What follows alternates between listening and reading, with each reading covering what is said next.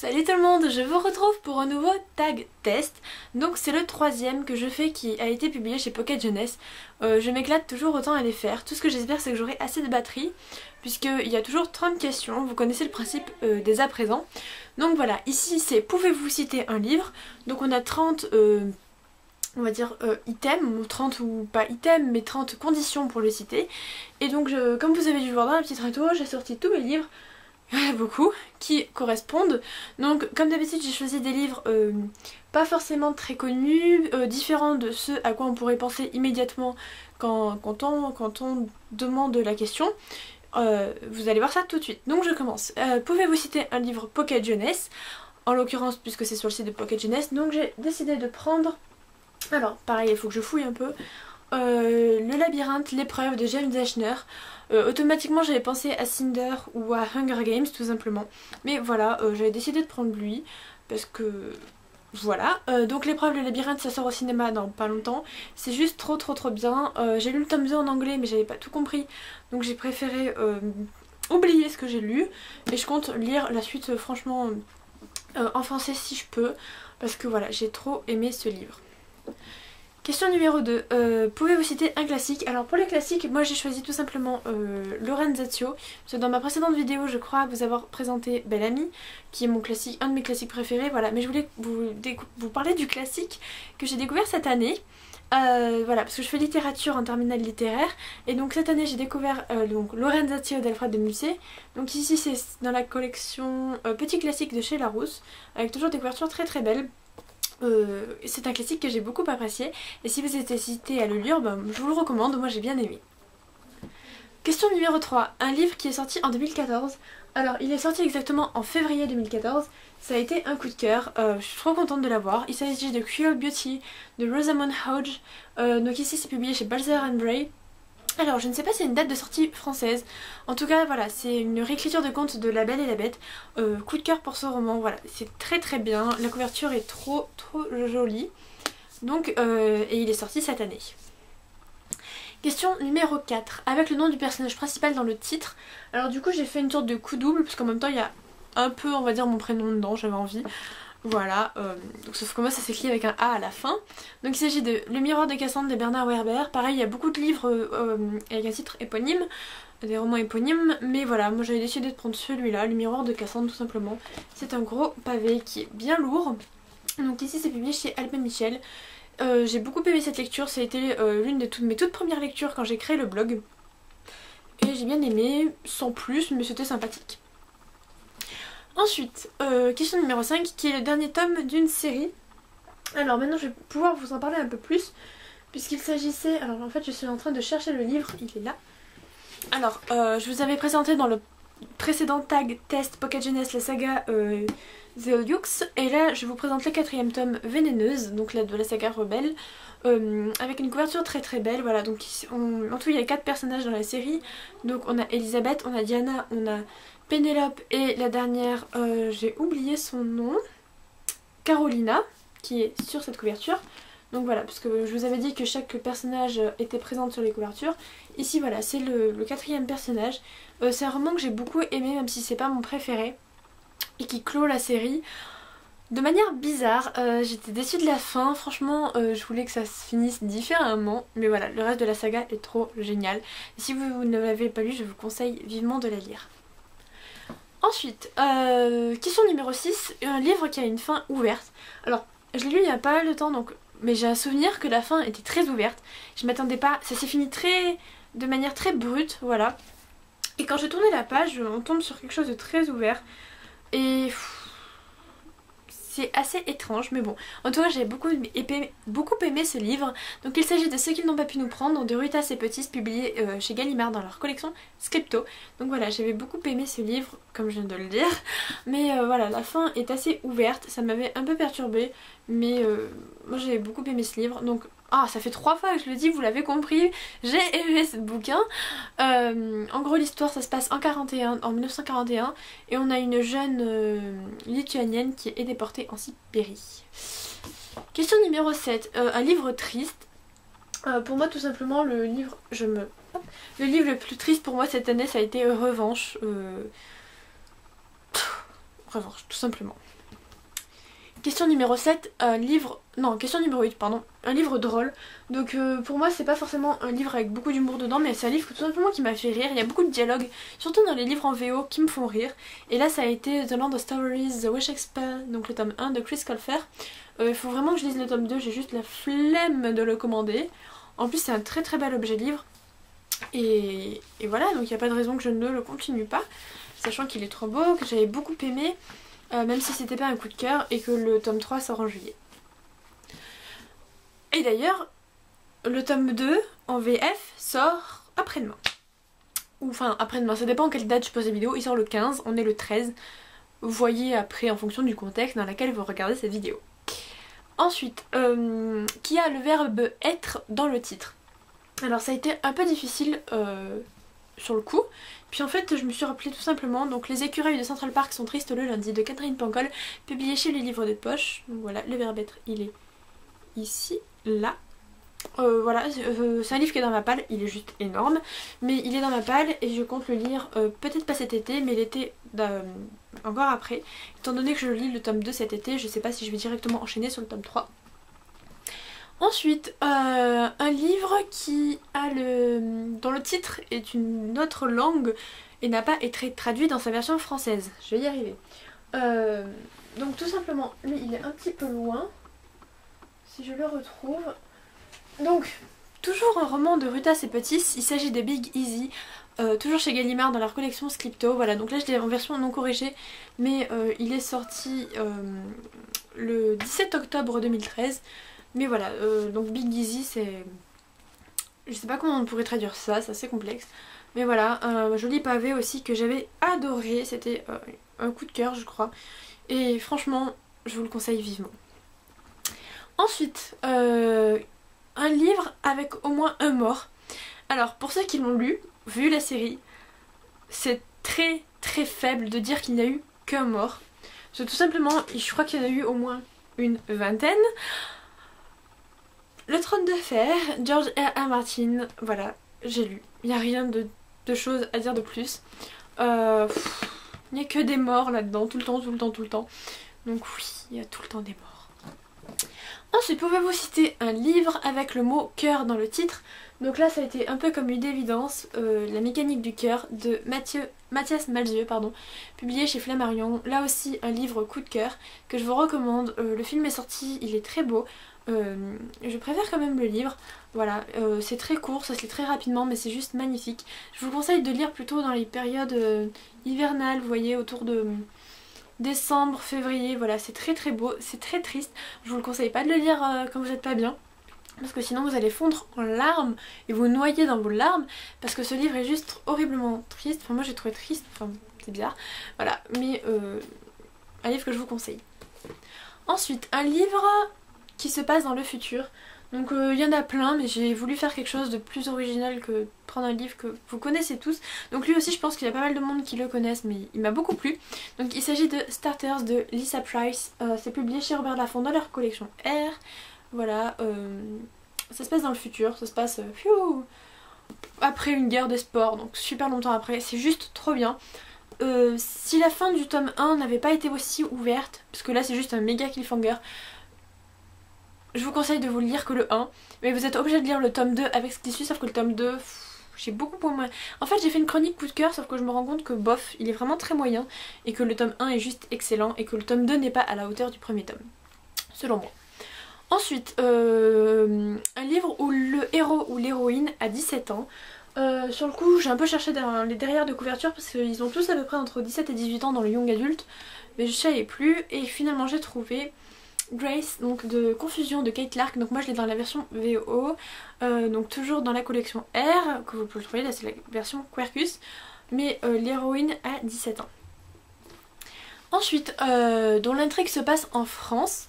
Alors là j'ai choisi, où est le livre? Comme des images, de Clémentine Beauvais, publié chez Sarbacane. Tout simplement ça se passe au lycée Henri IV à Paris, donc on ne peut pas faire plus français j'ai envie de dire. Un livre que j'avais beaucoup aimé, que je vous recommande, qui m'a beaucoup plu et que je vous conseille tout simplement. Ensuite, un livre qui a été écrit par un auteur anonyme. Alors j'ai choisi de vous montrer Caleb de Mira El-Roundir, tout simplement parce qu'on ne sait pas qui est l'auteur. On ne le saura peut-être jamais. En attendant, voilà, j'ai plutôt une vie mitigée sur ce livre. Je fais partie des rares qui n'ont ni détesté ni adoré, mais qui ont un avis mitigé. J'ai pas vu beaucoup d'avis mitigés, j'ai surtout vu des avis très extrêmes. Mais voilà, donc pour ce livre, on ne sait pas qui est l'auteur et je serais très curieuse de le connaître. Ensuite, un livre dont le héros n'est pas humain. Donc en fait, elle est un peu humaine quand même. Elle n'est pas totalement inhumaine. J'ai décidé de vous montrer... Ah, je ne trouve pas. Il y a tellement de bazar. Il est là. J'ai décidé donc de vous montrer Cinder de Marissa Meyer, donc c'est les chroniques lunaires. Tout simplement parce qu'en fait c'est un comment elle s'appelle, un cyborg. Enfin elle est mi-humaine et mi-cyborg, mais du coup elle n'est pas totalement humaine. Et donc j'ai décidé de vous montrer ce livre-ci que j'ai beaucoup aimé et j'attends avec très très grande impatience le 3e tome. Ensuite, un livre qui n'est pas un roman de fiction. Alors, j'ai décidé de vous montrer un album que j'aime beaucoup, que j'ai depuis très longtemps maintenant. Très longtemps. Ouais, ça doit bien faire 5 ou 6 ans, voilà. Donc c'est un album de photos qui s'appelle Gueule de chat. C'est publié chez Hors Collection Édition. Voilà. Je peux pas dire... Ça s'appelle Hors Collection. Je sais pas trop... Bref, c'est pas très grave. Et en fait, c'est des photographies de Rachel Hale. Je sais pas trop comment ça se prononce. Et je vais vous en montrer quelques-unes. Elles sont vraiment très très belles. Et c'est de toutes les races de chats que vous pouvez. Avec toujours des citations. Voilà, par exemple là. Et c'est un très très très beau livre. Hein. Si vous aimez les chats, je vous le conseille vraiment. Enfin, moi j'adore ça. Et je suis vraiment contente parce que cet album est très bien fait. Et je vais vous en montrer une petite dernière. Pour pas que ça dure trop long. Parce que je sens qu'elle va durer très longtemps cette vidéo. Voilà, par exemple. Donc, un très bel objet livre qui n'est pas un roman de fiction. Ensuite, un livre qui a des illustrations. Alors là, tout bêtement, tout simplement, j'ai décidé de vous montrer Alice in Wonderland de Lewis Carroll. Donc moi j'ai la version de chez qui, Barnes & Noble, c'est ça. Alors je vous avoue qu'elle est vraiment magnifique. Je suis tellement contente de l'avoir. Et donc je vais vous montrer des illustrations. Il y en a tellement que ça va être assez simple. Quoique, le temps que je trouve. Alors je vais essayer de vous en montrer certaines qui me plaisent tout particulièrement. Alors il y en a qui sont un peu flippantes, je l'avoue. Mais en fait j'ai cherché. Bon, j'ai pas trouvé celle du chat. Mais j'aime beaucoup, voilà, celle-ci. Donc on voit les messieurs en carte qui sont en train de repeindre les roses en rouge, je crois. Ou en blanc, je sais plus. Non, je crois que c'était en rouge pour la reine de cœur. Voilà, donc il y a plusieurs illustrations, il y en a une juste à côté. Et pourtant ce n'est pas une bande dessinée, un graphique, un manga, peu importe.